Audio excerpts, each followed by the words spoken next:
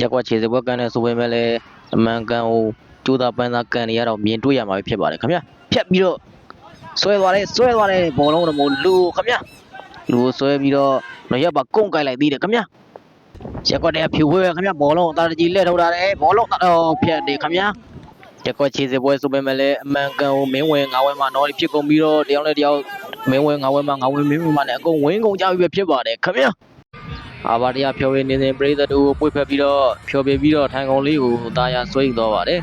ဆွဲပြီးနောက်မှာတော့ပရိသတ်တို့နောက်မှာဖင်နိုင်ကြနေဆိုတာမသိဘဲနဲ့ပခုံးမကောင်းကောင်းပဲထပ်ဆိုခဲ့ရင်မှာအောက်ကပရိသတ်တွေကဟေးဟေးနောက်မှာလဲနေပြီဟေးဟေးနောက်မှာလဲနေပြီလို့အော်ပေမဲ့လည်းသူကမသိအောင်ဆောင်ပြီးတော့ပဲထပ်ဆိုခဲ့ပါသေးတယ်ခင်ဗျာဟေးဖေဖေတတလေးပြဖြစ်သွားပြီဒီမှာကြည့်လိုက်